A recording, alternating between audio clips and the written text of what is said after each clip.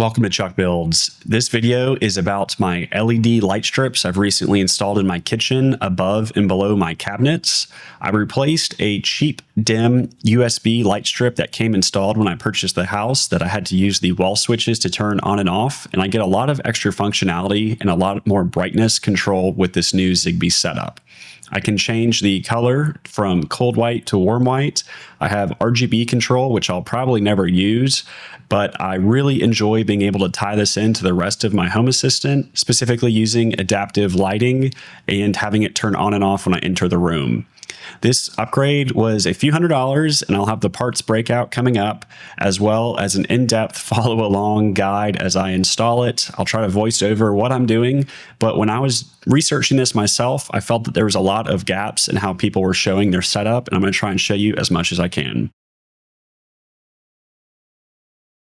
So I have them both installed side by side. This was the original light, and I added a Zigbee smart plug to it so we can demonstrate the original light. And I used to just use a little wall switch. I never bothered making this one smart.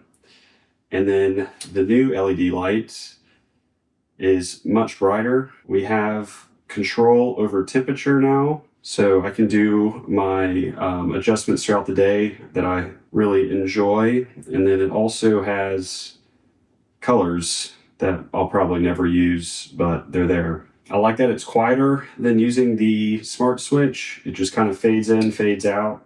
The smart switch clicks.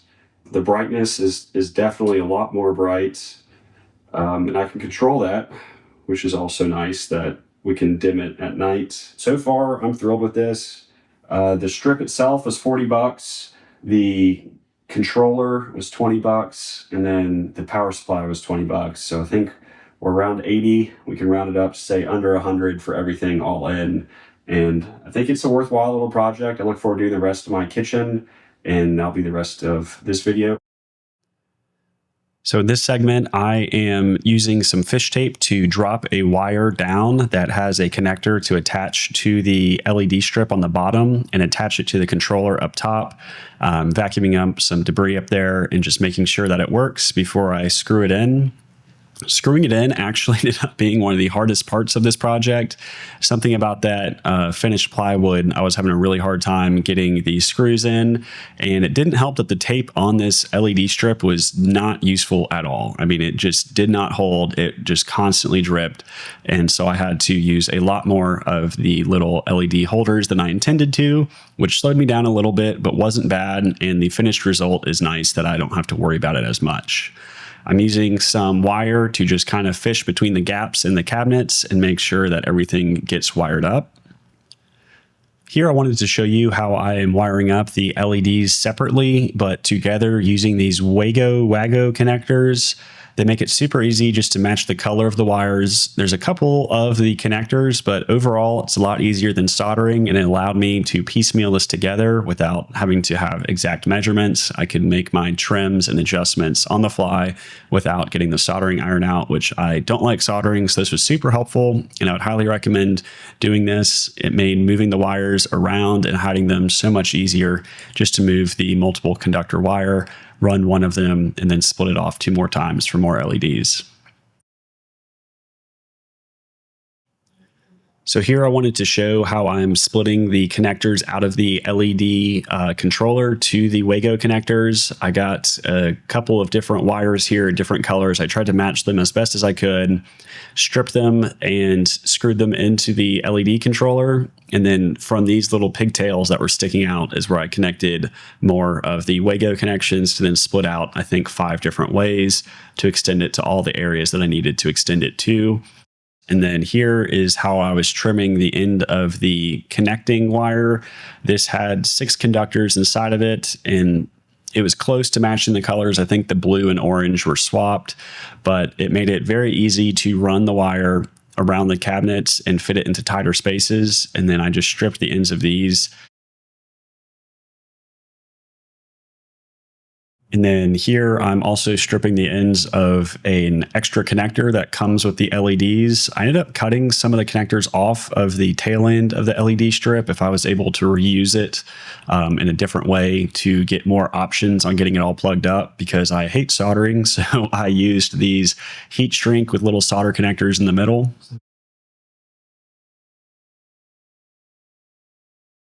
I tried to attach at least one run or one end of some of these wires to the connector you see on the right. The LED strip came with a spare connector, and then I also cut off the connector that came with the LED strip to give me the most options in getting power into the LED strip. This was primarily used for the sections of the wire that I was going to be running through the cabinet and actually connecting to the strip. And then the other end of this wire that we'll get to in a minute is just snipped and trimmed on the end to attach to the Wago connectors. But that little white connector on the right is what goes to the LED. And here I'm just using a heat gun to shrink up the heat shrink in the solder connectors. Way easier than soldering and a lot less room for error with the heat gun.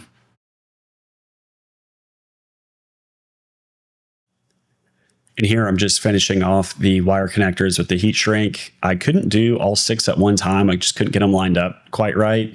So I did 3 at a time, just got them lined up together. I used some helping hands with magnets to hold it all in place. Got the wires connected like this, and then I hit it with a heat gun to shrink it all down.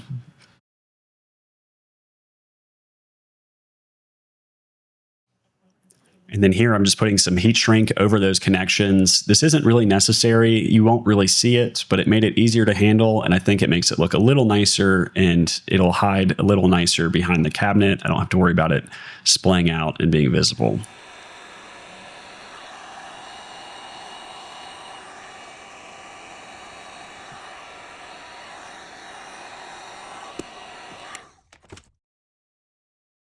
And here I'm just preparing the other end of that cable to strip it and trim it for the Wago connectors to receive power from the LED controller, and then run it down to that white connector that'll plug directly into the LED strip. And this is what I'm dangling between the cabinets to actually reach the LED strip from the controller up top. Here's a shot of the LED controller and how it's wired up using Wago connectors to then connect to the LED strip. This end of the strip is actually wired straight to the Wago controllers without the little adapter that I showed in the last clip, but you can see how I would lay that on top of the cabinets and then the proximity to the power outlet to the left. Surprisingly, this was the only clip I could find of me actually running the wire. So this LED strip was directly soldered to a wire, and then I dropped the whole LED strip and some excess of the wire down the side of the cabinet where there is a nook, and then I can pull it back through and set it up from there. But that's how I got the wires from the top to the bottom. So I wanted to show the LED controller here, where it pigtails into some Wago connectors that split the signal out to the other LED strips. We have one LED strip down here, and then that's where it's plugged in with the power outlet that's connected to a wall switch up here. So we have the LED controller here. We follow the wires. We have one wire that splits over to the other side on this little nook here. It had its own power outlet, and it's just easier to get another LED controller. We have it wired up very short right there. No Wago on this side, and then I dropped the wire through the cabinet, and it just comes out right there. And again, the final product with none of the lights on will turn on bright white and then shift to a warmer white. And then we've got some colors coming. Overall, this project was super worth it, and I'm really proud of how this turned out. I've gotten some great comments from the realtor and people visiting the house, how bright the kitchen is. And I like to think this LED strip had something to do with that. There is a little bit of voltage drop in the top right corner, especially with red, but I'm not worried about it because I really only use this for whites, and it's been excellent for that, and I love the adaptive lighting changes throughout the day. Hope this was helpful. If you have any questions, let me know. Thanks for watching.